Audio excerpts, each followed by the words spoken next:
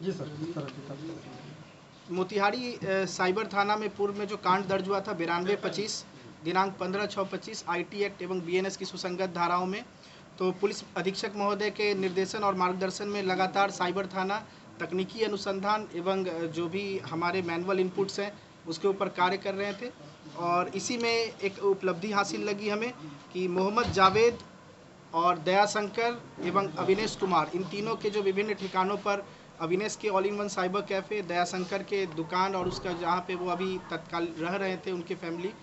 वहाँ पे छापेमारी की गई और मोहम्मद जावेद के दुकान पे छापेमारी की गई। तो इन जगहों से नोट काउंटिंग की एक मशीन, एक laptop, DVR machine 2, bank chequebook 14, bank cheque 11, passbook 6, ATM card 10, vehicle registration certificate 2, pocket diary 2 piece छोटा पॉकेट डायरी जिसमें विभिन्न ट्रांजैक्शंस के बारे में उल्लेख किया गया है वो प्राप्त हुआ। इसके अलावा ड्राइविंग लाइसेंस एक प्राप्त हुआ है, पैन कार्ड एक प्राप्त हुआ है और कुल नगद रुपए विभिन्न जगहों पर छापेमारी के दौरान 10,30,350 रुपये जब्त किए गए हैं। इसके अतिरिक्त एक राइफल, एक पिस्टल जो कि आज ही पंकज पांडे जी के जो एसएसबी के 47 बटालियन के हवलदार हैं, इनके घर पे छापेमारी के दरमियान ये बरामद हुआ। एक पिस्टल, एक राइफ़ल बरामद हुआ है। कारतूस पिस्टल का 16, राइफ़ल का 5 पीस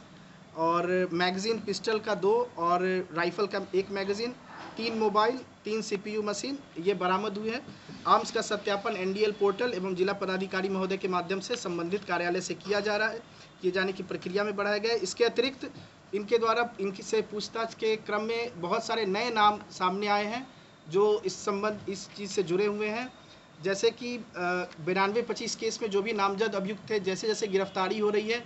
तो इंटरलिंक इन सब के बीच पता चल रहा है। जो पंकज पांडे जी हैं ये भी वो दयाशंकर से यूएसडीटी खरीदते थे, कैश दे करके वहाँ से वो परचेज करते थे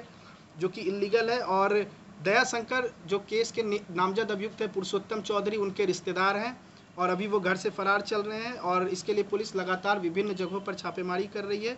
और आगे भी जिनका नाम आएगा उनका सत्यापन करके जो विधि सम्मत कार्रवाई है वो पुलिस करेगी। एसएसपी जवान का क्या भूमिका है? जी, इस संबंध में पूर्व में भी एक व्यक्ति की गिरफ्तारी हुई थी सुरेंद्र प्रसाद की। उन्होंने उनके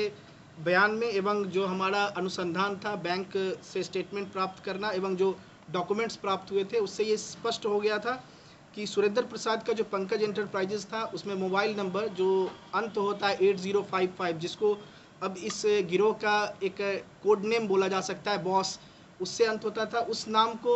सुरेंद्र प्रसाद के अकाउंट में जुड़वाया गया था पंकज पांडे के द्वारा ही बैंक में जा करके। और जब ये छापेमारी हो रही थी तो ब्रांच मैनेजर से संपर्क करके इस नंबर को बदलने के लिए कहा गया था एवं सुरेंद्र प्रसाद को अगले ही दिन ब्रांच भिजवा करके एसबीआई का ब्रांच भिजवा करके वो नंबर चेंज करवाया गया था। उक्त खाते से कुछ दिनों के अंदर में ही लगभग 17 से 19 लाख के बीच में, एग्जैक्ट फिगर अभी मुझे याद नहीं, बट 17 से 19 लाख के बीच का बात है, उतना ट्रांजैक्शन किया गया था मात्र 14-15 दिनों के अंदर में।